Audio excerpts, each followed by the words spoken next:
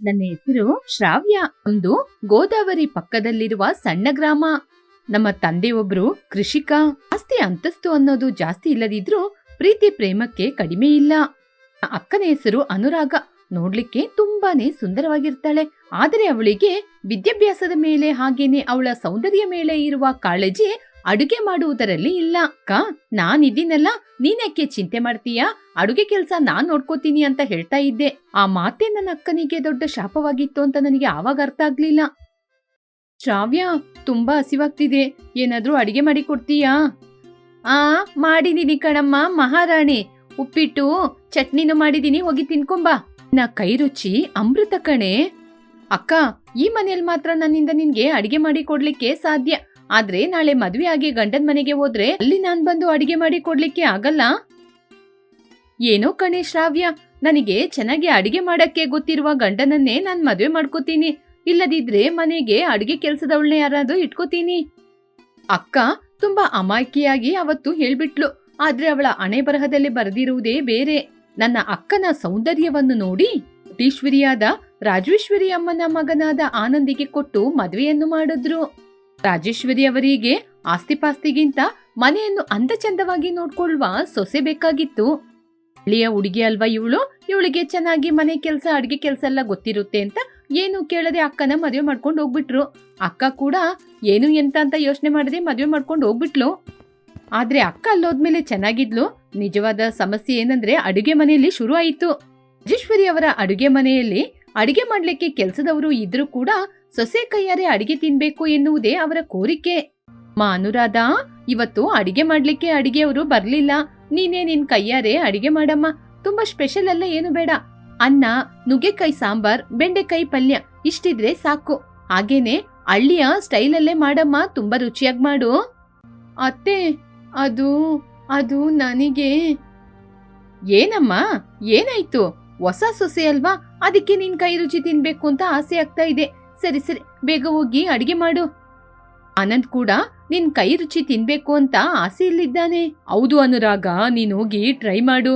ನಿನ್ನ ಕೈ ರುಚಿನ ನಮ್ಮೆಲ್ಲರಿಗೂ ತೋರ್ಸ್ಕೊಡು. ಅಕ್ಕನಿಗೆ ನನಗೆ ಫೋನ್ ಮಾಡ್ಬೇಕು ಅನ್ಕೊಂಡಿದ್ರೆ ಅತ್ತೆ ಬಾವ ಎಲ್ಲ ಅಲ್ಲೇ ಇದ್ರು, ಅದರಿಂದ ಫೋನ್ ಮಾಡಕ್ ಆಗಿಲ್ಲ. ಸರಿ, ಮನ್ಸ್ನ ಧೈರ್ಯ ಮಾಡ್ಕೊಂಡು ಹೋಗಿ ಅಡಿಗೆ ಮಾಡ್ತೀನಿ ಅಂತ ಅಡಿಗೆ ಮನೆಗೆ ಹೋದ್ಲು. ಏನೋ ಅಡಿಗೆ ಮಾಡಿದ್ಲು. ಬೆಂಡೆಕಾಯಿನ ಎಷ್ಟೊತ್ತು ಬೇಯಿಸ್ಬೇಕು ಅಂತನೂ ಕೂಡ ಗೊತ್ತಿಲ್ಲ. ಹೇಗೋ ಸಾರಾಯಿತು. ಮಧ್ಯಾಹ್ನ ಎಲ್ರು ಊಟ ಟೈಮಿಗೆ ಕೂತ್ಕೊಂಡ್ರು. ಎಲ್ಲರೂ ತುಂಬಾ ಆತುರದಿಂದ ಸೊಸೆ ಹೇಗೆ ಅಡಿಗೆ ಮಾಡಿರ್ತಾಳೆ ಅಂತ ಸಾರನ್ನು ಅನ್ನದ ಜೊತೆ ಮಿಕ್ಸ್ ಮಾಡಿ ಬಾಯಲ್ಲಿಟ್ರು. ಅಯ್ಯೋ, ಏನಿದು ಉಪ್ಪುಪ್ಪಾಗಿದೆ, ಬೆಂಡೆಕಾಯಿ ಬೇಯಲೇ ಇಲ್ಲ. ನನ್ನ ಕ್ಷಮಿಸಿ ಅತ್ತೆ, ನನಗೆ ಅಡಿಗೆ ಮಾಡ್ಲಿಕ್ಕೆ ಗೊತ್ತಿಲ್ಲ. ಏನು, ನಿನ್ನ ಕ್ಷಮಿಸ್ಬೇಕಾ? ಹಳ್ಳಿಯ ಹುಡುಗಿ ಅಲ್ವಾ ಇವಳು, ಚೆನ್ನಾಗಿ ಅಡಿಗೆ ಮಾಡ್ತಾಳೆ ಅಂತ ಈ ಮನೆ ಸೊಸೆಯಾಗಿ ಕರ್ಕೊಂಬಂದ್ರೆ ಅಡಿಗೆ ಮಾಡಕ್ಕೆ ಗೊತ್ತಿಲ್ಲ ಅಂತ ಹೇಳ್ತಾ ಇದೀಯಾ? ಓದಿದ್ರೆ ಸಾಲ್ದು, ಚೆನ್ನಾಗಿ ಅಂದವಾಗಿದ್ರೆ ಸಾಲ್ದು, ಅಡಿಗೆ ಮಾಡ್ಲಿಕ್ಕೆ ಗೊತ್ತಾಗ್ಬೇಕು. ಈ ಅಡಿಗೆನ ನನ್ ಮಗನಿಗೆ ಕೊಡೋದು? ಅಮ್ಮ, ಅವಳು ಕಲ್ತ್ಕೋತಾಳೆ, ನೀವು ಏನು ಬೈಬೇಡಿ. ಏನೋ ಇವಳನ್ನ ಕ್ಷಮಿಸೋದು? ನಾಳೆ ಮನೆಗೆ ಸಂಬಂಧಿಕರೆಲ್ಲ ಬಂದ್ರೆ ರಾಜೇಶ್ವರಿ ಸೊಸೆಗೆ ಅಡಿಗೆ ಮಾಡ್ಲಿಕ್ಕೆ ಗೊತ್ತಿಲ್ಲ ಅಂತ ನನ್ ಮುಖಕ್ಕೆ ತಾನೆ ಉಗಿತಾರೆ. ಅಕ್ಕ ಅಡುಗೆ ಮನೆಗೆ ಹೋಗಿ ಅಳ್ತಾನೆ ಕೂತಿದ್ಲು. ಅಂದಿನಿಂದ ರಾಜೇಶ್ವರಿ ಅಮ್ಮ ಅಕ್ಕನನ್ನು ಅಡಿಗೆ ಮನೆ ಒಳಗೇನೆ ಬಿಡ್ತಾ ಇರ್ಲಿಲ್ಲ. ಅಕ್ಕ ಅಡಿಗೆ ಮಾಡ್ತೀನಿ ಅಂತ ಕಿಚನಿಗೆ ಹೋದ್ರೆ, ಅಮ್ಮ ತಾಯೇ, ನೀನು ಅವತ್ತು ಅಡಿಗೆ ಮಾಡಿದೆ ಸಾಕು, ಲಕ್ಷ್ಮಿ ಅಡಿಗೆ ಮಾಡ್ತಾಳೆ, ನೀನು ತರಕಾರಿ ಕಟ್ ಮಾಡಿ ಕೊಡು ಅಂತ ಹೇಳಿದ್ರು. ಕೆಲ್ಸದವಳಿಗೆ ಸಹಾಯ ಮಾಡುವ ಪರಿಸ್ಥಿತಿ ಅಕ್ಕನಿಗೆ ಕೂಡ ಬಂದ್ಬಿಡ್ತು. ಹೀಗೆ ಸ್ವಲ್ಪ ದಿನದಲ್ಲಿ ನಾನು ಪಟ್ಟಣಕ್ಕೆ ಹೋದೆ. ಅಕ್ಕನ ಮನೆ ನೋಡಿ ನನಗೆ ತಲೆನೇ ತಿರುಗ್ಬಿಡ್ತು. ಅಷ್ಟು ದೊಡ್ಡ ಬಂಗ್ಲೆ ಅದು. ಅಪ್ಪ, ಅಕ್ಕನಿಗೆ ಎಷ್ಟು ಒಳ್ಳೆ ಸಂಸಾರ ಸಿಕ್ಕಿದೆ ಅಂತ ಆಲೋಚನೆ ಮಾಡ್ಕೊಂಡು ಒಳಗೆ ಹೋದೆ. ಅಕ್ಕನ ಮುಖದಲ್ಲಿ ಸಂತೋಷ ಎನ್ನುವುದೇ ಇರ್ಲಿಲ್ಲ. ಅದು ಅಡಿಗೆ ಮನೆ. ಅನುರಾಧ ತರಕಾರಿನ ಕಟ್ ಮಾಡ್ತಾ ಇದ್ರೆ ಲಕ್ಷ್ಮಿ ಅವಳ ಮನೆಯ ಹಾಗೆ ಅವಳು ಆರ್ಭಟ ಮಾಡ್ಕೊಂಡು ಅಡಿಗೆ ಮಾಡ್ತಾ ಇದ್ಲು. ರಾಜೇಶ್ವರಿಯವರು ಹಾಲಲ್ಲಿ ಕೂತ್ಕೊಂಡು ಟಿವಿಯನ್ನು ನೋಡ್ತಾ ಇದ್ರು. ಶ್ರಾವ್ಯ, ಅಕ್ಕನ ನೋಡ್ಲಿಕ್ಕೆ ಬಂದ್ಬಿಟ್ಟಾ? ಏನಕ್ಕ ಇದು, ನೀನ್ ತರಕಾರಿ ಕಟ್ ಮಾಡ್ತಾ ಇದೀಯಾ? ಮನೆ ಕೆಲ್ಸದವರು ಅಡಿಗೆ ಮಾಡ್ತಿದ್ದಾರೆ. ಜೋರಾಗಿ ಹೇಳ್ಬೇಡನೆ ಶ್ರಾವ್ಯ, ಅತ್ತೆ ಕೇಳಿದ್ರೆ ಆಮೇಲೆ ಅವರಿಗೆ ಕೋಪ ಬರುತ್ತೆ. ನನಗೆ ಅಡುಗೆ ಮನೆಯೊಳಗೆ ಹೋಗ್ಲಿಕ್ಕೇನೆ ಬಿಡೋದಿಲ್ಲ. ಕೇವಲ ತರಕಾರಿ ಕಟ್ ಮಾಡ್ಲಿಕ್ಕೆ, ಪಾತ್ರೆ ತೊಳಿಯಕ್ಕೆ ಮಾತ್ರ ಇದ್ರೊಳಗೆ ಬಿಡೋದು ನನಗೆ. ಆವಾಗ್ಲೇ ರಾಜೇಶ್ವರಿ ಅಮ್ಮ ಹೊರಗಡೆ ಬಂದ್ರು. ಓ, ತಂಗಿಯವರು ಬಂದ್ರಾ? ಅನುರಾಗ, ತಂಗಿ ಜೊತೆ ಆಮೇಲೆ ಮಾತಾಡ್ಬೋದು, ಮೊದ್ಲ ಬೆಂಡೆಕಾಯಿನ ಕಟ್ ಮಾಡಿ ಲಕ್ಷ್ಮಿಗೆ ಕೊಡು. ಏ ಲಕ್ಷ್ಮಿ, ನೀನಾದ್ರೂ ಸಾರಲ್ಲಿ ಉಪ್ಪು ಕರೆಕ್ಟ್ ಆಗಿ ಹಾಕಿ, ನೀನು ಕೂಡ ನಿಮ್ಮ ಅಮ್ಮನವರ ಹಾಗೆ ಕಡಿಮೆ ಹಾಕಿ ಬೆಂಡೆಕಾಯಿನ ಬೇಯದೆ ತೆಗಿಬೇಡ. ಮಾತು ಕೇಳಿ ನನಗಂತೂ ತುಂಬಾನೇ ಕೋಪ ಬಂದ್ಬಿಡ್ತು. ನನ್ನ ಅಕ್ಕನ ಒಬ್ಳು ಕೆಲ್ಸದವಳ ಮುಂದೆ ಎಷ್ಟೊಂದು ಅವಮಾನ ಮಾಡ್ತಾಳೆ. ನನ್ನ ಅಕ್ಕ ಪಾಪ ತಲೆ ತಗ್ಸ್ಕೊಂಡು ತರಕಾರಿ ಕಟ್ ಮಾಡ್ತಾ ಇದ್ಲು. ನನ್ನ ಅಕ್ಕನ ಹೇಗಾದ್ರೂ ಈ ಸಮಸ್ಯೆಯಿಂದ ಹೊರಗೆ ತರ್ಬೇಕು ಅನ್ಕೊಂಡೆ. ರಾತ್ರಿ ಸಮಯದಲ್ಲಿ ಎಲ್ಲರೂ ಮಲಗಿರುವಾಗ ನಿಧಾನವಾಗಿ ನನ್ನ ಅಕ್ಕನ ರೂಮಿಗೆ ಹೋಗಿ, ಅಕ್ಕ, ನೀನು ಈ ರೀತಿ ಅಳುತ್ತಾ ಕೂರ್ಬೇಡ. ಅಡಿಗೆ ಮಾಡೋದೇನು ದೊಡ್ಡ ಬ್ರಹ್ಮವಿದ್ಯೆನಾ? ಅಡಿಗೆ ತಾನೇ, ನಾನ್ ನಿನ್ಗೆ ಹೇಳ್ಕೊಡ್ತೀನಿ. ಬೇಡ ಶ್ರಾವ್ಯ, ನಾನ್ ಅಡಿಗೆ ಮಾಡಕ್ ಹೋಗಿ ಅದು ಚೆನ್ನಾಗಿಲ್ಲದಿದ್ರೆ ಅತ್ತೆ ನನ್ನ ಮತ್ತೆ ಬೈತಾರೆ. ನನಗೆ ತುಂಬಾನೇ ಭಯ ಆಗ್ತಿದೆ. ಹೀಗೇನೆ ಭಯ ಪಡ್ತಾ ಕೂತಿದ್ರೆ ಏನು ಮಾಡಕ್ಕಾಗಲ್ಲ. ನಿನ್ನ ಭಯ ಹೋಗ್ಬೇಕು, ನಿನ್ನ ಅತ್ತೆ ನಿನ್ನ ಬೈಬಾರ್ದು. ಅದಕ್ಕೆ ಒಂದೇ ಒಂದಾರೆ ನೀನ್ ಅಡಿಗೆ ಮಾಡ್ಬೇಕು. ನಿನ್ನ ಅತ್ತೆ ಎದ್ದೊಳ್ಳಿಕ್ಕೆ ಮುಂಚಿತವಾಗಿ ನಾವಿಬ್ರು ಅಡಿಗೆ ಮನೆಗೆ ಹೋಗೋಣ. ನಿಮ್ಮ ಅತ್ತೆ ಎದ್ದಳಕ್ಕೆ ಮುಂಚೆನೆ ನಿನ್ ಕೈಯಾರೆ ನಾನು ಅಡಿಗೆಯನ್ನು ಮಾಡಿಸ್ತೀನಿ, ಬಾ ಅಕ್ಕ. ಅಕ್ಕ, ಮೊದ್ಲು ಸ್ಟವ್ ಅನ್ನು ಕස්සಕ್ಕ, ಭಯ ಪಡ್ಬೇಡ. ಇವತ್ತು ತೊಂಡೆಕಾಯಿ ಪಲ್ಯ ಮಾಡೋಣ. ಹೌದಾ? ಎಣ್ಣೆ ಎಷ್ಟಾಕ್ಬೇಕು? ಅಕ್ಕ, ಎಣ್ಣೆ ತುಂಬಾ ಎಲ್ಲ ಏನು ಬೇಡ ಅಕ್ಕ, ಒಗ್ಗರಣೆ ಕೊಡ್ಲಿಕ್ಕೆ ತಾನೆ. ಸುಮ್ನೆ 2 ಸ್ಪೂನ್ ಹಾಕು, ಆಮೇಲೆ ಒಗ್ಗರಣೆ ಹಾಕು. ಅದು ಚಟಪಟ ಅಂತ ಹೇಳೋ ತನಕ ಸ್ವಲ್ಪ ಹೊತ್ತು ಇರು. ಒಗ್ಗರಣೆ ಮಾಡಿ ಆದ್ಮೇಲೆ ಸ್ವಲ್ಪ ಹೊತ್ತು ಉಪ್ಪಾಕಿ ಮುಚ್ಚಿಡು. ಹೀಗೆ 2 ದಿನ ಅಕ್ಕ ತಪ್ಪಾಗಿಯೇ ಮಾಡ್ತಾ ಇದ್ಲು. ಉಪ್ಪು ಜಾಸ್ತಿ ಹಾಕೋದು, ಒಗ್ಗರಣೆ ಆಗ್ಲಿಕ್ಕೆ ಮುಂಚೆನೆ ತರಕಾರಿನ ಹಾಕ್ಬಿಡೋದು. ಆದ್ರೆ 2 ದಿನ ಕಳೆಯಿತು. ಹೀಗೆ 2 ದಿನನೂ ಅತ್ತೆಗೆ ಗೊತ್ತಾಗದ ಹಾಗೆ, ಕೆಲ್ಸದವಳು ಮಾಡಿದ ಹಾಗೆ ಮ್ಯಾನೇಜ್ ಮಾಡುದು. ಒಂದು ದಿನ ನಾನು ಇಲ್ಲದೇನೆ ಅಕ್ಕ ಅತ್ತೆಗೆ ಕಾಫಿ ಮಾಡ್ಬಿಟ್ರು. ಇವತ್ತು ಕಾಫಿ ಯಾರ್ ಮಾಡಿದ್ದು? ಅತ್ತೆ, ಲಕ್ಷ್ಮಿ ಬರ್ಲಿಲ್ಲ ಅಂತ ಇವತ್ತು ಕಾಫಿನ ನಾನೇ ಮಾಡ್ದೆ ಅತ್ತೆ. ಹಾ, ಪರವಾಗಿಲ್ಲ. ಸಕ್ಕರೆ ಮಾತ್ರ ಒಂಚೂರು ಜಾಸ್ತಿ ಆಗಿದೆ, ಕುಡಿಬಹುದು. ಸಕ್ಕರೆನ ಮಾತ್ರ ಕಡಿಮೆ ಮಾಡ್ಕೊ. ಮಾತು ಅಕ್ಕನೊಳಗೆ ದೊಡ್ಡ ನಂಬಿಕೆಯನ್ನು ಕೊಡ್ತು. ಪರವಾಗಿಲ್ಲ ಅಂತ ಹೇಳದ್ ಬಿಟ್ಟು ಚೆನ್ನಾಗಿದೆ ಅಂತ ಹೇಳುವಷ್ಟು ಅಕ್ಕ ನಿಧಾನವಾಗಿ ಪ್ರಾಕ್ಟೀಸ್ ಅನ್ನು ಆರಂಭಿಸಿದ್ಲು. ನಾನು ಹೋಗಿ 1 ವಾರದಲ್ಲೇ ಅಕ್ಕ ಸಣ್ಣ ಪುಟ್ಟ ತರಕಾರಿ ಸಾರ್ ಮಾಡೋದು, ರಸಂ ಮಾಡೋದು, ಪಲ್ಯ ಮಾಡೋದು ಅಂತ ಮಾಡ್ತಾ ಇದ್ಲು. ಇವಾಗ ಅಕ್ಕನಿಗೆ ಆರಂಭವಾಯಿತು ಪರೀಕ್ಷೆ. ಒಂದು ಕಠಿಣ ಸಮಯ ಗೊತ್ತಿಲ್ಲದೆ ಬಂದ್ಬಿಡ್ತು. ರಾಜೇಶ್ವರಿ ಅತ್ತೆಯ ಸಣ್ಣ ವಯಸ್ಸಿನ ಸ್ನೇಹಿತಿಯವರು ಲಂಚ್ಗೆ ಅವ್ರ ಮನೆಗೆ ಬರ್ತೀನಿ ಅಂತ ಅಮೆರಿಕದಿಂದ ಕಾಲ್ ಮಾಡಿದ್ರು. ಲಕ್ಷ್ಮಿ, ಇವತ್ತು ಕಿಚನ್ ನಲ್ಲಿ ತುಂಬಾನೇ ಸ್ಪೆಷಲ್ ಇರ್ಬೇಕು. ಆಲೂ ಬೋಂಡಾ, ಪನ್ನೀರ್ ಮಸಾಲ, ಚಿಕನ್ ಬಿರಿಯಾನಿ, ಆಲೂ ಫ್ರೈ ಕೂಡ ಮಾಡಿರ್ಬೇಕು. ಚೆನ್ನಾಗಿ ಮಾಡು. ಅಮ್ಮ, ನನಗೆ ಈ ಪನ್ನೀರ್ ಗಿನ್ನೀರೆಲ್ಲ ಮಾಡ್ಲಿಕ್ಕೆ ಗೊತ್ತಿಲ್ಲಮ್ಮ. ಅದೆಲ್ಲ ನನಗ್ ಗೊತ್ತಿಲ್ಲ. ಅಯ್ಯಯ್ಯೋ, ಏನ್ ಕೆಲ್ಸ ಆಗ್ಬಿಡ್ತು. ಕ್ಯಾಟ್ರಿಂಗ್ ಅವರಿಗೆ ಹೇಳೋಣ ಅಂದ್ರೆ ಅದಕ್ಕೆ ಕೂಡ ಇವಾಗ ಸಮಯ ಇಲ್ಲ. ಅವ್ರು ಬರುವ ಸಮಯ ಐತಲ್ವಾ? ಮತ್ತೆ ನೀವು ಏನು ಹೇಳದಿದ್ರೆ ಒಂದ್ ಮಾತು ನಾನು ಹೇಳ. ಇವತ್ ನಮ್ಮ ಅಕ್ಕ ಅಡಿಗೆ ಮಾಡ್ತಾಳೆ. ಏನು? ನಿನ್ನ ಅಕ್ಕನಾ? ನಿನ್ನ ಅಕ್ಕ ಸಾಂಬಾರ್ ಮಾಡಿದ್ರೇನೆ ಸಮುದ್ರ ರೀತಿ ಹರಿತಾ ಇರುತ್ತೆ. ಇನ್ನು ನಿನ್ನ ಅಕ್ಕನ ಕೈಯಲ್ಲಿ ಬಿರಿಯಾನಿ ಮಾಡ್ಸಿದ್ರೆ ಅಷ್ಟೇ ನನ್ ಕತೆ. ಅಯ್ಯೋ ಅತ್ತೆ, ಇಲ್ಲತ್ತೆ. ಈ 1 ವಾರದಲ್ಲಿ ನನ್ನ ಅಕ್ಕ ತುಂಬಾ ಚೆನ್ನಾಗಿ ಅಡಿಗೆ ಮಾಡಕ್ಕೆ ಕಲ್ತಿದ್ದಾಳೆ. ನಾನು ಕೂಡ ಪಕ್ಕದಲ್ಲೇ ಇದ್ದು ಹೇಳ್ಕೊಟ್ಟಿದೀನಿ. ಇದೊಂದೇ ಒಂದ್ ಚಾನ್ಸ್ ಕೂಡಿ, ಅವಳ ಕೈಯಲ್ಲಿ ಮ್ಯಾಜಿಕ್ ಇದೆ. ಸರಿ ಸರಿ, ಇದನ್ನ ಬಿಟ್ರೆ ಬೇರೆ ದಾರಿನೂ ಇಲ್ಲ. ಈ ಸಲ ಮಾತ್ರ ನಿನ್ನ ಅಕ್ಕ ಸರಿಯಾಗಿ ಮಾಡದಿದ್ರೆ ನಿನ್ನ ಅಕ್ಕನ ತವರ್ ಮನೆಗೇನೆ ಕಳಿಸ್ಬಿಡ್ತೀನಿ. ನನ್ನ ಅಕ್ಕ ಭಯದಲ್ಲಿ ಗಡಗಡ ಅಂತ ನಡುಗ್ತಾ ಇದ್ಲು. ಆದ್ರೆ ನಾನು, ಇಲ್ ನೋಡಕ್ಕ, ಇದು ನಿನ್ನ ಆತ್ಮ ಗೌರವದ ಪ್ರಶ್ನೆ, ಇದನ್ನ ನೀನು ಮಾಡ್ಲೇಬೇಕು ಅಂತ ಅವಳ ಬೆನ್ನನ್ನು ತಟ್ಟಿದೆ. ಸರಿ ಅಂತ ಅವಳು ಕೂಡ ಒಪ್ಕೊಂಡ್ಲು. ನಾನು ಅಕ್ಕನ ಕಿಚನ್ಗೆ ಕರ್ಕೊಂಡೋದೆ. ಬಾಸ್ಮತಿ ರೈಸ್ ನ ನೆನ್ಸಿ ತೆಗ್ದಿಟ್ಟಿದೀಯಾ? ಗುಡ್. ಈರುಳ್ಳಿ ಚೆನ್ನಾಗಿ ಬ್ರೌನ್ ಕಲರ್ ಬರುವ ತನಕ ಚೆನ್ನಾಗಿ ಫ್ರೈ ಮಾಡು. ಅದೇ ಬಿರಿಯಾನಿಗೆ ಹೊಸ ರುಚಿಯನ್ನು ಕೊಡೋದು. ಅವ್ಯ, ಪನ್ನೀರ್ ಸಾರಲ್ಲಿ ಉಪ್ಪು ಸರಿಯಾಗಿದೆಯಾ ಅಂತ ನೋಡೆ. ಪರ್ಫೆಕ್ಟ್ ಆಗಿದೆ. ಸ್ವಲ್ಪ ಕಸ್ತೂರಿ ಮೆಂತೆ ಹಾಕು, ಆಗ ಸುವಾಸನೆ ಬೊಂಬಾಟಾಗಿರುತ್ತೆ. ಆಲೂ ಫ್ರೈ ಕ್ರಿಸ್ಪಿ ಆಗಿ ಬರ್ಬೇಕು ಅಂದ್ರೆ ಮುಚ್ಚಿಡ್ಬೇಡ. ನಾನೀಗೆ ಅಕ್ಕನಿಗೆ ಎಂಕರೇಜ್ ಕೊಡ್ತಾ ಕೊಡ್ತಾ ಅತ್ತೆ ಮುಂದೆ ತಾನು ಗೆಲ್ಬೇಕು ಎನ್ನುವ ಎನರ್ಜಿ ಬಂದು ಅಕ್ಕನು ಪಟಪಟ ಅಂತ ಮಾಡ್ತಾ ಇದ್ಲು. ಒಳಗೆ ಘಮ ಘಮ ಅಂತ ಅಡುಗೆ ಮನೆಯಿಂದ ವಾಸನೆ ಬಂತು. ಬಿರಿಯಾನಿ ಮಾಡುವಾಗ ಅದರಿಂದ ಬರುವ ಸುವಾಸನೆ ಹಾಲಲ್ಲಿ ಕೂತ್ಕೊಂಡಿರುವ ಅತ್ತೆ ಮೂಗಿಗೆ ಹೋಯಿತು. ಮಧ್ಯಾಹ್ನ ಭೋಜನದ ಸಮಯ. ಅತಿಥಿಯಾದ ರಾಜೇಶ್ವರಿಯವರ ಗೆಳತಿ ಅವರ ಗಂಡ ಅಶೋಕ್ ಕುಮಾರ್ ಕೂತಿದ್ರು. ರಾಜೇಶ್ವರಿ, ನಿನ್ನ ಮನೆಯೊಳಗೆ ಬಂದ ತಕ್ಷಣ ಏನೋ ದೊಡ್ಡ ರೆಸ್ಟೋರೆಂಟಿಗೆ ಎಂಟ್ರಿ ಕೊಟ್ಟ ಹಾಗೆ ನನಗೊಂದು ಫೀಲಿಂಗ್ಸ್ ಆಗಿದೆ. ಈ ಸ್ಮೆಲ್ಲು, ಆವ್, ಬಿರಿಯಾನಿ ಎಂತ ಟೇಸ್ಟ್ ಆಗಿದೆ. ಮಸಾಲೆ ಜಾಸ್ತಿ ಇಲ್ಲ, ಅಕ್ಕಿ ಕೂಡ ಒಂದಕ್ಕೊಂದು ಉದುರಾಗಿ ತುಂಬಾ ಸೂಪರ್ ಆಗಿದೆ.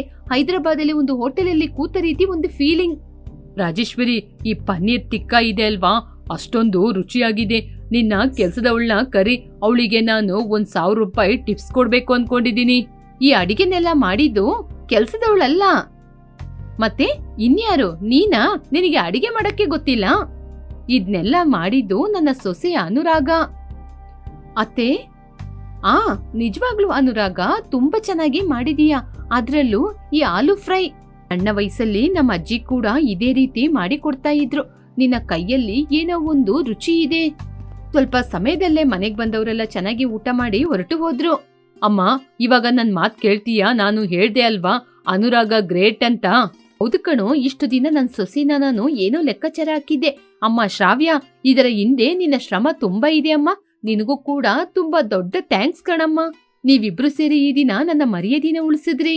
ಅವಳ ಅತ್ತೆ ಬಾಯಿಂದ ಈ ಮಾತ್ ಬರ್ಲಿಕ್ಕೆ ನನ್ನ ಅಕ್ಕ ಆ ಮಾತ್ ಕೇಳಿ ಕಣ್ಣೀರ್ ಹಾಕಿದ್ಲು. ಅದು ಬೇಜಾರಾಗಿ ಬಂದ ಕಣ್ಣೀರಲ್ಲ, ಆನಂದದಿಂದ ಬಂದ ಕಣ್ಣೀರು. ರಾಗ, ಇಷ್ಟು ದಿನ ನಿನ್ನ ಅಡಿಗೆ ಮನೆಯೊಳಗೆ ಬಿಡ್ಲಿಲ್ಲ ಅಂತ ದುಃಖ ಪಡ್ಬೇಡಮ್ಮ. ಇನ್ ಮುಂದೆ ಈ ಅಡಿಗೆ ಮನೆನೇ ನಿನ್ನ ರಾಜ್ಯಾಂಗ.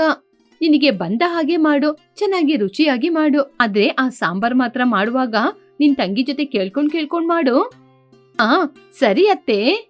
ಅಂದಿನಿಂದ ಅಕ್ಕನೊಳಗೆ ಆತ್ಮವಿಶ್ವಾಸ ಜಾಸ್ತಿ ಆಯ್ತು. ನಿಧಾನವಾಗಿ ವೆರೈಟಿ ಅಡಿಗೆ ಮಾಡ್ಲಿಕ್ಕೆ ಕಲ್ತ್ಲು.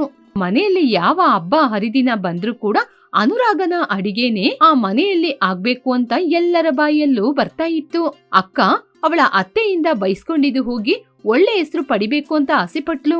ನನಗೆ ಇದಕ್ಕಿಂತ ಇನ್ನೇನ್ ಬೇಕು, ಕಲ್ತ್ಕೋಬೇಕು ಎನ್ನುವ ಆಸಕ್ತಿ, ಪ್ರೋತ್ಸಾಹ ಕೊಡುವ ಜೊತೆ ಇದ್ರೆ ಯಾರಾದ್ರೂ ಎಲ್ಲಿಯಾದ್ರೂ ಗೆಲುವು ಸಾಧಿಸಬಹುದು ಅಂತ ನನ್ನ ಅಕ್ಕ ನಿರೂಪಿಸಿದಾಳೆ. ರಾಮಾಪುರ ಎನ್ನುವ ಗ್ರಾಮದಲ್ಲೇ ಜಾನಕಿಯಮ್ಮ ಎನ್ನುವ ಮಹಿಳೆ ಇದ್ರು. ಅವರಿಗೆ ವೆಣ್ಣಿಲಾ, ಆಸಿನಿ ಎನ್ನುವ ಇಬ್ಬರು ಹೆಣ್ಣು ಮಕ್ಕಳಿದ್ರು. ಜಾನಕಿಯಮ್ಮ ತನ್ನ ಇಬ್ಬರು ಹೆಣ್ಣು ಮಕ್ಕಳನ್ನು ತುಂಬಾ ಪ್ರೀತಿಯಿಂದ ನೋಡ್ತಾ ಇದ್ರು. ಹೆಣ್ಣು ಮಕ್ಕಳು ಕೂಡ ತನ್ನ ತಾಯಿ ಜೊತೆ ತುಂಬಾ ಸಂತೋಷವಾಗಿ ಬೆಳಿತಾ ಇದ್ರು. ಆಸಿನಿಗೆ ಮಾತ್ರ ತನ್ನ ಅಕ್ಕಳಾದ ವೆಣ್ಣಿಲಾ ಅಂದ್ರೆ ಅಷ್ಟೊಂದು ಇಷ್ಟ ಇರಲಿಲ್ಲ. ಒಂದು ದಿನ ಜಾನಕಿಯಮ್ಮ ದೀಪಾವಳಿ ಹಬ್ಬದ ಪ್ರಯುಕ್ತ ಇಬ್ಬರು ಹೆಣ್ಣು ಮಕ್ಕಳಿಗೆ ಬಟ್ಟೆಯನ್ನು ತೆಗೆದುಕೊಂಡು ಬಂದ್ರು. ವೆಣ್ಣಿಲಾ, ಆಸಿನಿ, ಇಲ್ಲಿ ಬನ್ನಿ ಅಮ್ಮ, ನಿಮಗೋಸ್ಕರ ನಾನು ಹೊಸ ಬಟ್ಟೆನ ತಂದಿದ್ದೀನಿ. ಏನಮ್ಮ, ನಾವಿನ್ನು ಚಿಕ್ಕ ಮಕ್ಕಳು ಅಂತ ಆಲೋಚನೆ ಮಾಡಿದೀರಾ? ನಾವು ಬೆಳೆದಾಯ್ತು. ಇವಾಗ್ಲೂ ನಮಗೆ ಹಬ್ಬ ಅಂದಾಗ ನೀವು ಹೊಸ ಬಟ್ಟೆನ ತಂದು ಕೊಡ್ಬೇಕಮ್ಮ. ಹೌದು ಕಣಮ್ಮ, ನೀವು ನನ್ ಮಕ್ಳು ಅಂದಾಗ ನೀವು ಎಷ್ಟು ದೊಡ್ಡದಾಗಿ ಬೆಳೆದ್ರು ಒಂದು ತಾಯಿಗೆ ತನ್ನ ಮಗು ಅಂದ್ರೆ ಪುಟ್ಟ ಮಕ್ಕಳು ತಾನೇ. ಅಮ್ಮ, ಏನಮ್ಮ, ಹೆಣ್ಮಕ್ಳು ಚೆನ್ನಾಗಿರ್ಬೇಕು ಅಂತ ಹೇಳ್ತೀರಾ, ಆದ್ರೆ ಅಕ್ಕನಿಗೆ ಮಾತ್ರ ಒಳ್ಳೆ ಬಟ್ಟೆನ ತಂದು ಕೊಡ್ತೀರಾ, ನನಗೆ ಮಾತ್ರ ಬಟ್ಟೆ ಚೆನ್ನಾಗಿಯೇ ಇರೋದಿಲ್ಲ. ಏನಮ್ಮ ಇದು? ಏನಮ್ಮ ಹಾಗೆ ಹೇಳ್ತಾ ಇದೀಯಾ? ಬಟ್ಟೆ ಚೆನ್ನಾಗಿಲ್ವಾ? ಹೇಳ್ಬೇಕು ಅಂದ್ರೆ ಅಕ್ಕನಿಗಿಂತ ನಿನಗೇನೆ ಕಾಸ್ಟ್ಲಿ ಆದ ಬಟ್ಟೆ ತಂದಿದ್ದು. ಓ ಹೌದಮ್ಮ, ಹಾಗಾದ್ರೆ ನನಗೆ ಈ ಬಟ್ಟೆನೇ ಇಷ್ಟ ಆಗಿದ್ದು. ಸರಿ, ಈ ಬಟ್ಟೆನ ಹಾಕೋತೀನಿ. ಆ ಮಾತನ್ನು ಕೇಳಿ ಜಾನಕಿ ಅಮ್ಮನಿಗೆ ತುಂಬಾನೇ ಆಶ್ಚರ್ಯವಾಯಿತು. ಹೀಗೆ ಮರುದಿನ ಚೆನ್ನಾಗಿ ಅಡಿಗೆ ಮಾಡಿ ಇಬ್ಬರು ಹೆಣ್ಣು ಮಕ್ಕಳಿಗೆ ಬಡಿಸ್ತಾ ಇದ್ರು. ವೆಣ್ಣಿಲನಿಗೆ ತಾಯಿ ಮಾಡಿದ ಅಡಿಗೆ ತುಂಬಾನೇ ಇಷ್ಟ ಆಯಿತು. ಆದ್ರೆ ಆಸಿನಿಗೆ ಮಾತ್ರ ತಾಯಿ ಅಡಿಗೆ ಇಷ್ಟ ಆಗಲಿಲ್ಲ. ಏನಮ್ಮ, ಯಾವಾಗ ನೋಡಿದ್ರು ಅಕ್ಕನಿಗೆ ಇಷ್ಟವಾದ ಅಡಿಗೆನೇ ಮಾಡ್ತಾ ಇರ್ತೀಯ, ನನಗೆ ಇಷ್ಟವಾದ ಅಡಿಗೆನ ಮಾಡ್ಬೇಕು ಅನ್ಸಲ್ವಾ? ಏನಮ್ಮ, ನೀನು ಚಿಕನ್ನು, ಮಟನ್ನು, ಪಾಯ ಅಂತ ಕೇಳ್ತಾ ಇರ್ತೀಯ. ಅಷ್ಟೊಂದು ಹಣ ಖರ್ಚು ಮಾಡಿ ಮಾಡ್ಲಿಕ್ಕೆ ನನ್ ಜೊತೆ ಹಣ ಇಲ್ಲ. ಅದಕ್ಕೇನೆ ಈ ರೀತಿ ಅಡಿಗೆನ ಮಾಡಿಕೊಡ್ತಾ ಇದ್ದೀನಿ. ಅಮ್ಮ ಮಾಡಿದ ಎಲ್ಲ ಅಡಿಗೆನೂ ಚೆನ್ನಾಗಿದೆ. ಮಾಂಸಾಹಾರಕ್ಕಿಂತ ಸಸ್ಯಾಹಾರನೇ ತಿನ್ಬೇಕು. ನೋಡಕ್ಕ, ಸಾಕು ಸಾಕು, ಸ್ವಲ್ಪ ಬಾಯಿ ಮುಚ್ಕೊಂಡು ಊಟ ಮಾಡ್ತೀಯ? ಯಾವಾಗ ನೋಡಿದ್ರು ನಾನು ಅಮ್ಮನ ಜೊತೆ ಏನಾದ್ರೂ ಕೇಳಿದ್ರೆ ದೊಡ್ಡ ಮಗಳು ಅಂತ ಮುಂದೆ ಬಂದು ಎಲ್ಲದಕ್ಕೂ ನಿಂತ್ಕೋತೀಯ. ಇವಾಗ ಬಾಯಿ ಮುಚ್ಕೊಂಡು ಊಟ ಮಾಡು. ಇದೇ ಕಣೆ ನಿನ್ನೊಳಗಿರುವ ಸಮಸ್ಯೆ. ಯಾವಾಗ್ಲೂ ನಿನಗೆ ಇಷ್ಟವಾದ ರೀತಿನೇ ಇರ್ಬೇಕು ಅನ್ಕೋತೀಯೇ ಹೊರತು ಎಲ್ರಿಗೂ ಇಷ್ಟ ಆಗುವ ರೀತಿ ನೀನು ನಡ್ಕೋಬೇಕು ಅಂತ ಆಲೋಚನೆ ಮಾಡದೇ ಇಲ್ವಲ್ಲ. ಸಾಕು, ಮಾತಾಡೋದು ನಿಲ್ಸ್ತೀಯ ಅಕ್ಕ? ನೀನ್ ಯಾವಾಗ್ಲೂ ಹೀಗೇನೆ ನನಗೇನಾದ್ರೂ ಒಂದು ಅಮ್ಮನ ಬಳಿ ಹೇಳಿ ಕೊಡ್ತಾನೆ ಇರ್ತೀಯ. ಹಾಗೆ ಅಲ್ಲ ಕಣೆ, ನಾನು ಏನ್ ಹೇಳ್ತಾ ಇದ್ದೀನಿ ಅಂದ್ರೆ ನೀನೇನು ಹೇಳ್ಬೇಡ, ಎಲ್ಲ ನನಗ್ ಗೊತ್ತು. ಹಾಗೆ ಅಂತ ಅಕ್ಕ ತಂಗಿಯರಿಬ್ಬರು ಬೊಬ್ಬೆ ಆಗ್ತಾ ಇದ್ದಾಗ ಜಾನಕಿಯಮ್ಮ ಅವರಿಬ್ಬರನ್ನ ನೋಡ್ತಾ ನಿಂತಿದ್ರು. ಸಾಕು, ಇಬ್ರು ಬಾಯಿ ಮುಚ್ತೀರಾ? ನಾನು ನೋಡ್ತಾ ಇದ್ದೀನಿ, ಇವತ್ತಲ್ಲ ನಾಳೆ ಅಕ್ಕ ತಂಗಿಯರು ಸರಿ ಆಗ್ತಾರೆ ಅಂತ. ಅದ್ರಲ್ಲೂ ಆಸಿನಿ, ನಿನಗೆ ಅಕ್ಕ ಅಂದ್ರೆ ಇಷ್ಟನೇ ಇಲ್ವಾ? ಅಕ್ಕ ಏನಾದ್ರೂ ಹೇಳಿದ್ರೆ ಅವಳಿಗೆ ಎದುರುತ್ರ ಕೊಡ್ತಾನೆ ಇದ್ದೀಯಾ. ನೀನ್ ಸ್ವಲ್ಪ ಬದ್ಲಾಗ್ಬೇಕಮ್ಮ. ಅಯ್ಯೋ ಅಮ್ಮ, ಹಾಗೆ ಅಲ್ಲಮ್ಮ, ದಯವಿಟ್ಟು ನನ್ ಮಾತಾಡೋದನ್ನ ಕೇಳಿ. ಯಾವತ್ತಾದ್ರೂ ನನ್ ಮಾತಿಗೆ ಕಿವಿ ಕೊಟ್ಟು ಕೇಳಿದೀರಾ ನೀವು? ಸಾಕು ಸಾಕು, ಬಾಯಿ ಮುಚ್ಕೊಂಡು ಊಟ ಮಾಡಿ. ನೀವಿಬ್ರು ಮದುವೆ ವಯಸ್ಸಿಗೆ ಬಂದಿದ್ದೀರಾ, ಆದ್ರೂ ಕೂಡ ಇನ್ನು ಚಿಕ್ಕ ಮಕ್ಕಳ ಹಾಗೆ ಜಗಳ ಮಾಡ್ಕೊಂಡೇ ಇದ್ದೀರಾ. ಮೊದ್ಲು ಒಂದು ಒಳ್ಳೆ ಹುಡುಗನ ನೋಡಿ ನಿಮ್ಮಿಬ್ರಿಗೂ ಮದ್ವೆ ಮಾಡ್ಬೇಕು. ಆವಾಗ್ಲೇ ನಿಮಗೆ ಜವಾಬ್ದಾರಿ ಅನ್ನೋದು ಬರೋದು. ಹಾಗೆ ಅಂತ ಹೇಳಿದ್ಲು. ಹೇಳಿ ಜಾನಕಿಯಮ್ಮ ಅಲ್ಲಿಂದ ಹೊರಟು ಹೋದ್ರು. ಈ ಕಡೆ ಅಕ್ಕ ತಂಗಿಯರಿಬ್ಬರು ಊಟವನ್ನು ಮಾಡದೆ ಕೋಪದಿಂದ ಒಬ್ಬರನ್ನೊಬ್ಬರು ನೋಡ್ತಾ ಕೂತಿದ್ರು. ಜಾನಕಿಯಮ್ಮ ಯಾವಾಗ್ಲೂ ತನ್ನ ಇಬ್ಬರು ಹೆಣ್ಣು ಮಕ್ಕಳ ಬಗ್ಗೆ ಆಲೋಚನೆ ಮಾಡ್ತಿದ್ರು. ಮರುದಿನ ಜಾನಕಿಯಮ್ಮ ಬಟ್ಟೆಯನ್ನೆಲ್ಲ ತೆಗೆದುಕೊಂಡು ಹೋಗುವಾಗ ವೆಣ್ಣಿಲ ತನ್ನ ತಾಯಿಯನ್ನು ನಿಲ್ಸಿದ್ಲು. ಅಮ್ಮ, ಏನಮ್ಮ ಬಟ್ಟೆ ಎಲ್ಲ ತಗೊಂಡು ಎಲ್ಲಿಗೆ ಹೊರಟಿದ್ದೀರಾ? ಎಲ್ಲಿಗೆ ಅಂದ್ರೆ ನಾವು ಕೂಡ ನಿಮ್ ಜೊತೆ ಬರ್ತೀವಲ್ವಾ? ನಾನು ಒಂದು ಮುಖ್ಯವಾದ ವಿಷಯದ ಮೇಲೆ ಹೊರಗಡೆ ಹೋಗ್ತಾ ಇದ್ದೀನಿ. ನಾನು ಬರುವ ತನಕ ನೀವಿಬ್ರು ಏನು ಆಲೋಚನೆ ಮಾಡದೆ ಜಗಳವನ್ನು ಮಾಡದೆ ಸ್ವಲ್ಪ ಸಮಾಧಾನವಾಗಿರಿ. ಹಾಗೆ ಹೇಳಿ ಜಾನಕಿಯಮ್ಮ ಅಲ್ಲಿಂದ ಹೊರಟು ಹೋದ ನಂತರ ವೆಣ್ಣಿಲ ಅಡಿಗೆ ಮಾಡೋಣ ಅಂತ ಅಡಿಗೆ ಮನೆಗೆ ಬಂದ್ಲು. ಅಲ್ಲಿ ಬಂದು ನೋಡಿ ಅಡಿಗೆ ಮನೆಯನ್ನ ನೋಡಿ ಶಾಕ್ ಆದ್ಲು. ಅಲ್ಲಿ ಹಾಸಿನಿ ಅಡಿಗೆ ಮನೆಯನ್ನು 2 ಭಾಗವಾಗಿ ವಿಂಗಡಣೆ ಮಾಡಿ ಇಟ್ಟಿದ್ಲು. ಏನು, ನನ್ನ ನೋಡಿ ನಿನ್ಗೆ ಆಶ್ಚರ್ಯ ಆಗ್ತಾ ಇದೀಯಾ? ಇನ್ ಮುಂದೆ ನಿನ್ನ ಅಡಿಗೆನ ನೀನ್ ಮಾಡ್ಕೋ, ನನಗೆ ಬೇಕಾಗಿದ್ದ ಅಡಿಗೆನ ನಾನ್ ಮಾಡ್ಕೋತೀನಿ. ಅದಕ್ಕೋಸ್ಕರನೇ ಹೀಗೆ 2 ಮಾಡಿಟ್ಟಿದ್ದೀನಿ. ಏನೇ, ಅಡಿಗೆ ಮನೆನ 2 ಭಾಗವಾಗಿ ವಿಂಗಡಣೆ ಮಾಡಿ ಇಟ್ಟಿದೀಯಾ? ಇದ್ನ ಅಮ್ಮ ಮಾತ್ರ ನೋಡಿದ್ರೆ ಎಷ್ಟೊಂದು ದುಃಖ ಪಡ್ತಾರೆ ಗೊತ್ತಾ? ನಾನು ನಿನ್ನ ಅಕ್ಕ ಕಣೆ. ಈ ಮನೆಯಲ್ಲಿ ಅಮ್ಮ ಇಲ್ಲದಿರುವಾಗ ಏನ್ ಮಾಡ್ಬೇಕು ಅನ್ಕೊಂಡಿದೀಯೋ ಅದನ್ನ ಮೊದ್ಲು ನೀನು ನನ್ ಜೊತೆ ಹೇಳ್ಬೇಕಾಗಿತ್ತಲ್ವಾ?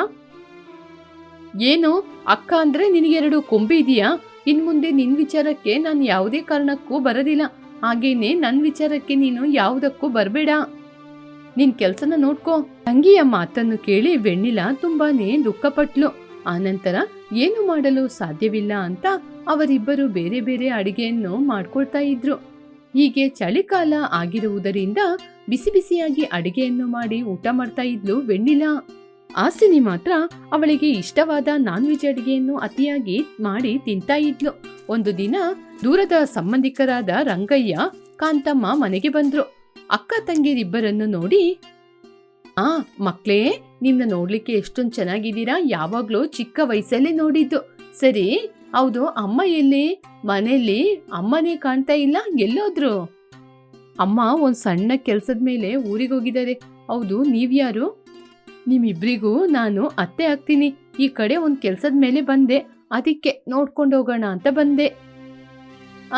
ನೋಡ್ಕೊಂಡು ಹೋಗಕ್ಕೆ ಬಂದ್ರ ಅಥವಾ ಹೊಟ್ಟೆ ತುಂಬಾ ತಿನ್ಲಿಕ್ಕೆ ಬಂದ್ರ?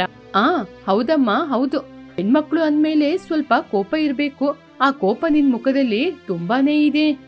ಅಮ್ಮ ಹಾಸಿನಿ, ನೀನು ಚಿಕ್ಕ ವಯಸ್ಸಲ್ಲಿ ಹೇಗೆ ಇದ್ದೀಯೋ ಹಾಗೇನೆ ಇವಾಗ್ಲೂ ಇದ್ದೀಯಾ. ಸರಿ, ನೀನು ಅಡಿಗೆ ಬಗ್ಗೆ ಮಾತಾಡದೆ ಅಲ್ವಾ? ಹಾಗಾದ್ರೆ ಒಂದು ಕೆಲಸ ಮಾಡೋಣ. ನಮಗೆ ಏನ್ ಬೇಕು ಅಂತಾನೆ ಹೇಳ್ತೀವಿ, ಇರು. ಏನೋ ಒಂದು ಮಾಡ್ಕೊಡ್ತೀನಿ. ನೀವು ಬಂದಿರದೆ ತಿನ್ಲಿಕ್ಕೆ ತಾನೇ? ಕಾಂತಮ್ಮ ಹಾಸಿನಿ ಮಾತಾಡ್ತಾ ಇರುವಾಗ ಕಾಂತಮ್ಮನಿಗೆ ಏನೋ ದುರ್ವಾಸನೆ ಬಂತು. ಆವಾಗ ಅವರು ಮುಖವನ್ನು ಒಂಥರ ಮಾಡ್ಕೊಂಡು, ಏನಮ್ಮ, ಇಲ್ಲಿ ಏನೋ ಒಂದು ಕೆಟ್ಟ ವಾಸನೆ ಬರ್ತಾ ಇದೆ. ಆ ವಾಸನೆ ಯಾವ ವಾಸನೆ ಅಂತಾನೂ ಹೇಳಲಿಕ್ಕೆ ಆಗ್ತಾ ಇಲ್ಲ. ಒಂಥರ ಸೀದೋಗಿ ಏನೋ ಒಂಥರ ಬರ್ತಾ ಇದೆ. ಏನ್ರಿ, ಬನ್ರಿ ಒಂದ್ಸಲ ಆ ವಾಸನೆ ಎಲ್ಲಿಂದ ಬರ್ತಾ ಇದೆ ಅಂತ ನೋಡೋಣ. ಹೀಗೆ ಗಂಡ ಹೆಂಡತಿ ಇಬ್ಬರು ಮೊದಲು ಹಾಸಿನಿಯ ರೂಮಿಗೆ ಹೋದ್ರು. ಆ ವಾಸನೆಯನ್ನು ನೋಡಿ ಅವರಿಬ್ಬರು ಮೂಗನ್ನು ಮುಚ್ಚಿಕೊಂಡ್ರು. ಅಷ್ಟೊಂದು ಕೆಟ್ಟದಾಗಿತ್ತು ವಾಸನೆ. ದೇವ್ರೆ, ಏನಿದು ಇಷ್ಟೊಂದು ಕೆಟ್ಟ ದುರ್ವಾಸನೆ? ಏನೇ ಕಾಂತ, ಮೊದ್ಲು ಇಲ್ಲಿಂದ ಹೊರಟೋಗೋಣ ಬಾರೇ. ಹೌದು ರೀ, ನೀವ್ ಹೇಳಿದ್ದು ನಿಜಾನೇ. ನನಗಂತೂ ವಾಂತಿ ಬರ್ತಾ ಇದೆ. ಈ ರೂಮಿಂದ ಏನೋ ಮಾಂಸ ಕೊಳೆತ ವಾಸನೆ ಬರ್ತಾ ಇದೆ. ಅಮ್ಮ ಹಾಸಿನಿ, ಏನಮ್ಮ ಇದು? ಈ ರೂಮ್ ಒಳಗೆ ಬರ್ಲಿಕ್ಕೇನೆ ಆಗ್ತಾ ಇಲ್ಲ. ಅಮ್ಮ ಜಾನಕಿ ಅಮ್ಮ ಇಬ್ಬರು ಹೆಣ್ಣು ಮಕ್ಕಳನ್ನು ಸರಿಯಾಗಿ ಬೆಳೆಸೇ ಇಲ್ಲ. ಮನೆಯಲ್ಲಿ ಹೆಣ್ಮಕ್ಳು ಅಂದ್ರೆ ಹೇಗೆ ಅಚ್ಚುಕಟ್ಟಾಗಿ ಮನೆಯನ್ನು ಕ್ಲೀನಾಗಿ ಇಟ್ಕೋಬೇಕು ಅಂತಾನೆ ಗೊತ್ತಿಲ್ಲ. ಇವರ ಮನೆನೇ ಹೀಗಿದೆ ಅಂದ್ರೆ ಇವರ ಅಡುಗೆ ಯಾವ ರೀತಿ ಇರುತ್ತೆ? ಮೊದಲು ನಾವಿಬ್ರು ಇಲ್ಲಿಂದ ಹೊರಡೋಣ ಬಾ. ಬಂದವರು ತನ್ನ ತಾಯಿಯನ್ನು ಆ ರೀತಿ ಮಾತಾಡುವಾಗ ಹಾಸಿನಿಗೆ ಅವರ ಮುಂದೆ ಏನ್ ಮಾತಾಡ್ಬೇಕು ಅಂತ ಗೊತ್ತಾಗದೆ ತಲೆ ತಗ್ಗಿಸಿ ನಿಂತ್ಲು. ತಂಗಿಯನ್ನು ಇಷ್ಟೊಂದು ಕೇವಲವಾಗಿ ಮಾತನಾಡಿದಾಗ ವೆಣ್ಣಿಲ, ಇಲ್ಲ ಇಲ್ಲ, ನಾವು ಈ ಮನೆಯಲ್ಲಿ ಅಡಿಗೆ ಮಾಡೋದಿಲ್ಲ.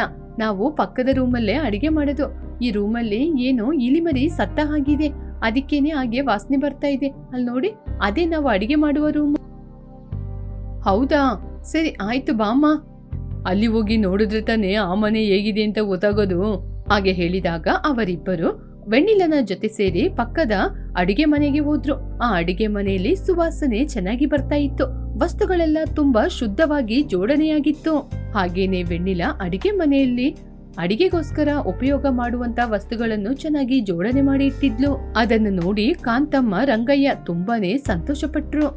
ರೀ, ಅಡಿಗೆ ಮನೆ ಅಂದ್ರೆ ಹೀಗೆ ತಾನೇ ಇರ್ಬೇಕು, ನೋಡಿ ಎಷ್ಟೊಂದು ಚೆನ್ನಾಗಿದೆ ಅಂತ. ಹೌದೇ, ನೀನು ಹೇಳಿದ ರೀತಿ ನಿಜವಾಗ್ಲೂ ಈ ಅಡಿಗೆ ಮನೆ ತುಂಬಾನೇ ಚೆನ್ನಾಗಿದೆ. ಅಡಿಗೆ ಮನೆನ ಮಾತ್ರ ತೋರಿಸ್ತೀರಾ, ತಿನ್ಲಿಕ್ಕೆ ಏನಾದ್ರೂ ಕೊಡ್ತೀರಾ? ಅಯ್ಯೋ, ಹಾಗೆಲ್ಲ ಹೇಳ್ತೀರಲ್ವಾ, ಕೂತ್ಕೊಳ್ಳಿ, ಬಡಿಸ್ತೀನಿ. ಹಾಗೆ ಅಂತ ಹೇಳಿದಾಗ ಅವರನ್ನು ಕೂರಿಸಿ ವೆಣ್ಣಿಲಾ ವಿಧ ವಿಧವಾದ ಅಡಿಗೆಯನ್ನು ಮಾಡಿ ಹಾಸಿನಿಯನ್ನು ಕೂಡ ಕೂರಿಸಿ ಎಲ್ಲರಿಗೂ ಬಡಿಸಿದ್ಲು. ವೆಣ್ಣಿಲಾ, ಅಡುಗೆ ಎಲ್ಲ ತುಂಬಾ ಚೆನ್ನಾಗಿದೆ. ನಿನ್ನ ಯಾರು ಮದುವೆ ಮಾಡ್ಕೋತಾರೋ ಅವನು ತುಂಬಾ ಅದೃಷ್ಟ ಮಾಡಿರ್ಬೇಕು. ಹೀಗೆ ಇವರೆಲ್ಲರೂ ಕೂತ್ಕೊಂಡು ಮಾತಾಡ್ತಾ ಇರುವಾಗ ಅಷ್ಟರಲ್ಲಿ ಮನೆಗೆ ಜಾನಕಿಯಮ್ಮ ಬಂದ್ರು. ಮನೆಗೆ ಬಂದ ಅತಿಥಿಗಳನ್ನು ನೋಡಿ ತುಂಬಾನೇ ಸಂತೋಷಪಟ್ರು. ಜಾನಕಿಯಮ್ಮ, ನೀವು ಹೇಳಿದ ಹಾಗೇನೆ ನಿಮ್ಮ ದೊಡ್ಡ ಮಗಳು ತುಂಬಾ ಒಳ್ಳೆ ಹುಡುಗಿ. ಸರಿ, ಇವಾಗ್ಲೇ ತಾಂಬೂಲನ ಬದಲಾಯಿಸೋಣ.